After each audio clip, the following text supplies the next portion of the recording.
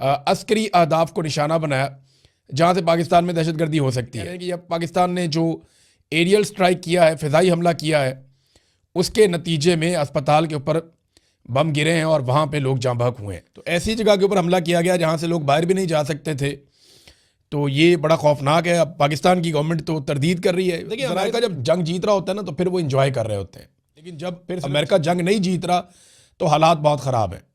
Donald Trump America के अंदर internal politics में बहुत बुरी तरह फंस गए हैं कि इसराइल की जो हमायत है अमेरिका में वो भी कम हो रही है। अभी गजा के अंदर हुआ उसकी वजह से, और ख़ास तौर पे ईरान के ऊपर जो अटैक किया अमेरिका ने और इसराइल ने मिलकर, अमेरिकन ये समझते हैं कि ये नेतन्याहू की वजह से हुआ, और डोनाल्ड ट्रंप चंद मिनट पहले कोई और बात कर रहा है, चंद मिनट बाद कोई और बात कर रहा है।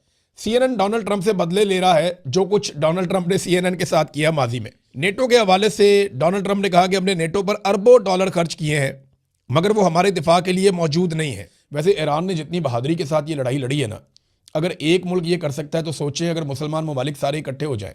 हमारे पास कितना पैसा है, कितना कुछ है मुसलमान मुल्कों के पास। ये पहले भी बहुत दफ़ा आइडिया आया मार्केट में, तो इंसानियत के नाम पे इकट्ठे हो जाएं। बिस्मिल्लाहिर्रहमानिर्रहीम, अस्सलाम वालेकुम नाज़रीन, आप यूट्यूब चैनल देख रहे हैं। मैं इमरान खान हूँ। सबसे पहले एक ब्रेकिंग न्यूज़ जो रात गए आई है, रात 27वीं की रात थी रमज़ानुल मुबारक की, और लोग इबादत कर रहे थे। एक मरतबा फिर पाकिस्तान एयरफोर्स ने अटैक किया अफ़गानिस्तान पे, और काबुल और नंगरहार पे हमले किए गए हैं। और जो पाकिस्तान की तरफ से खबर जारी की गई वो ये है कि दहशतगर्दों पे हमले किए गए हैं और जो कुछ अस्करी मकामात और अहदाफ हैं उन्हें निशाना बनाया गया है। ये दावा पाकिस्तान की जानिब से किया गया, लेकिन अफ़गानिस्तान से कुछ तस्वीर, वीडियोज़ और इंटरव्यूज़ सामने आए हैं, और अफ़गानिस्तान की हुकूमत ने एक दावा किया है, ख़ास तौर पे अफ़गानिस्तान की वजारत इत्तलात और वजारत सेहत। उन्होंने बताया कि ये हमला एक अस्पताल पर हुआ काबुल में, और ये अस्पताल था जो लोग मनशियात के आदी होते हैं उनके इलाज के लिए उन्हें जमा करवा देते हैं अस्पतालों में, वहाँ उनका ट्रीटमेंट होता है, वहाँ उन्हें रखा जाता है। तो ये उस नौइयत का अस्पताल था और काफ़ी बड़ा अस्पताल था। यहाँ पे 1000 से ज़ायद लोग मुबैना तौर पे बताया जा रहा है कि मौजूद थे।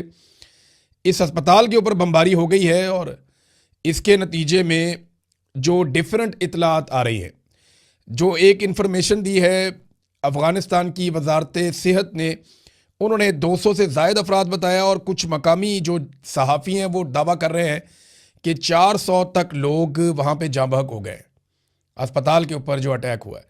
अब पाकिस्तान की जो सरकार है या पाकिस्तान के जो अस्करी ज़राए हैं उनके दावे हैं कि जी ऐसा कुछ नहीं हुआ, हमने तो सिर्फ अस्करी अहदाफ को निशाना बनाया जहाँ से पाकिस्तान में दहशतगर्दी हो सकती है।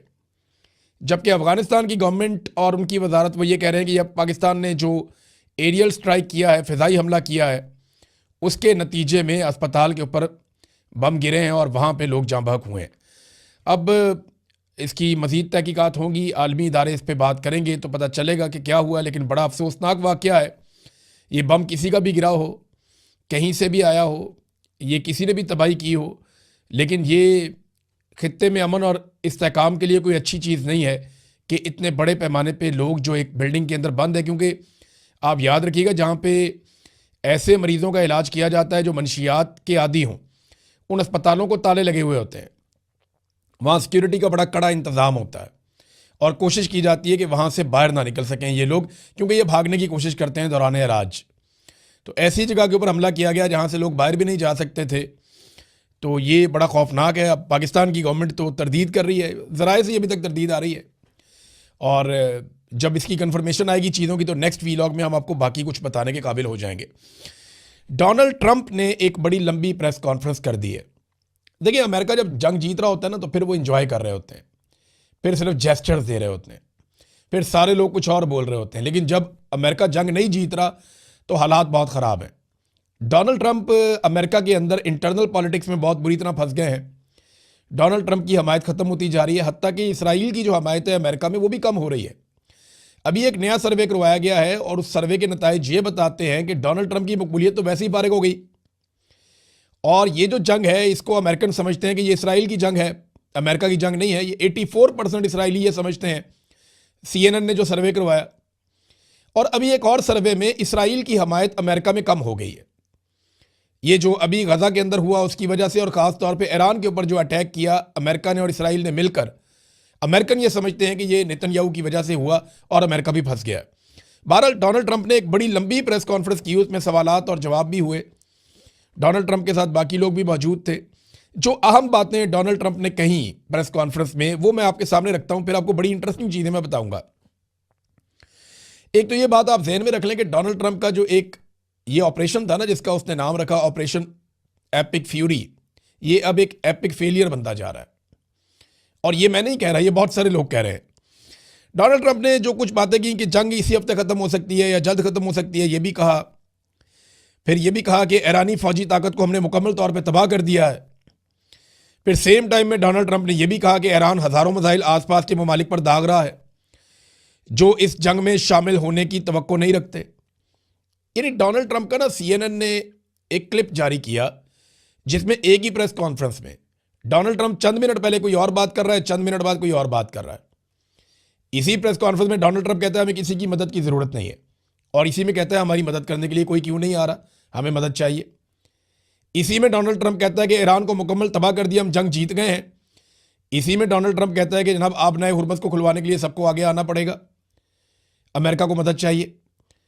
और इसी में डोनाल्ड ट्रंप कहता है कि अब ईरान के पास बहुत थोड़े से मिसाइल, चंद ड्रोन रह गए हैं। इसी में कह रहा है कि वो बहुत बड़े पैमाने पर हमले कर रहा है। तो डोनाल्ड ट्रंप ने अलग अलग किस्म की बातें एक ही प्रेस कॉन्फ्रेंस में कर दी। CNN ने वो क्लिप काट के लगा दिए। CNN डोनाल्ड ट्रंप से बदले ले रहा है जो कुछ डोनाल्ड ट्रंप ने CNN के साथ किया माजी में। बहरहाल डोनाल्ड ट्रंप ने कहा कि ईरानी फौजी कुव्वत को हमने तबाह कर दिया है, इस जंग के बाद दुनिया ज़्यादा महफूज हो जाएगी।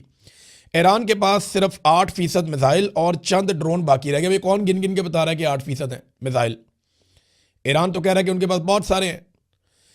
फिर इन्होंने कहा जी कुछ ममालिक ने हमें मायूस किया है और उन्होंने जंग में ताउन नहीं किया। नेटो के हवाले से डोनाल्ड ट्रंप ने कहा कि हमने नेटो पर अरबों डॉलर खर्च किए हैं मगर वो हमारे दिफा के लिए मौजूद नहीं है और आबना हुर्मत पे हमें मदद नहीं दी गई। अमेरिका का सिर्फ 1% तेल आता है आबना हुर्मत से, जबकि चीन 90%, जापान 95%, कोरिया अपना 35% तेल आबना हुर्मत के रास्ते से हासिल करता है। वैसे ईरान ने जितनी बहादुरी के साथ ये लड़ाई लड़ी है ना, अगर एक मुल्क ये कर सकता है तो सोचें अगर मुसलमान ममालिक सारे इकट्ठे हो जाए। हमारे पास कितना पैसा, कितना कुछ है मुसलमान मुल्कों के पास। ये पहले भी बहुत दफ़ा आइडिया आया मार्केट में। तो इंसानियत के नाम पे इकट्ठे हो जाएं, खाली मुसलमान मुल्क नहीं बाकी ममालिक भी इकट्ठे हो जाएं साथ में। जो रीजन है वो सारा इकट्ठा हो जाए, जैसे यूरोपीय यूनियन है वो सब इकट्ठे रहते हैं। अगर ये रीजन भी इकट्ठा हो जाए और आपस में मुआहदा कर लें कि हम आपस में कभी नहीं लड़ेंगे, हम तरक्की करेंगे, तामीर करेंगे, गरीबों को फ़ायदा देंगे, अपने लोगों को अपलिफ्ट करेंगे। अगर ये सारे मुल्क मिलकर फैसला कर लें और ये खून रेजी बंद हो जाए तो चंद जर्नैलों की दिहाड़ियां तो ख़त्म हो जाएंगी, चंद पागल ज़हनी मरीजों का काम तो बंद हो जाएगा। लेकिन इस खित्ते के जो करोड़ों लोग हैं, बहुत बड़ी तादाद में अरबों लोग हैं बल्कि, उन सबका मुस्तकबिल बन जाएगा। नाज़रीन, आखिर में मैं एक तबसरा पढ़ रहा था एक नौजवान का और उन्होंने बड़ी मज़ेदार चीज़ लिखी। उन्होंने कहा जी कि ईरान इतनी शानदार लड़ाई लड़ रहा है, कौन सा जर्नैल है, किसी का नाम आया सामने, कोई गाना शाना निकाला हो उनके ISPR ने या उनके जर्नैलों को हीरो बनाया गया हो? नहीं, वो ईरानी कौम को हीरो बना रहे हैं, ईरानी कौम के मुंतखब नुमाइंदों को हीरो बना रहे हैं, अवामी नुमाइंदों को। और वो ईरान की बात करते हैं, ईरानी अवाम की बात करते हैं। वो किसी एक जर्नैल की, किसी एक को हीरो बनाने की बात नहीं करते। तो उनकी सोच के अंदर बड़ी आज़ादी है। वहाँ पे देखें ना, दो ही लोग सामने आ रहे हैं, दोनों फौजी नहीं हैं, अब्बास इराकची और अली रंजानी, ये दोनों लोग सामने आ रहे हैं। तो ये चीज़ भी हमें सीखनी पड़ेगी ईरान से कि बड़ी से बड़ी लड़ाई भी आप लड़ें तो कौम को खड़े होना होता है। आप इक्का दुक्का को उठा के हीरो नहीं बना सकते। अब तक के लिए इतनी, अपना ख्याल रखिएगा, अपने चैनल का भी। अल्लाह हाफ़िज़।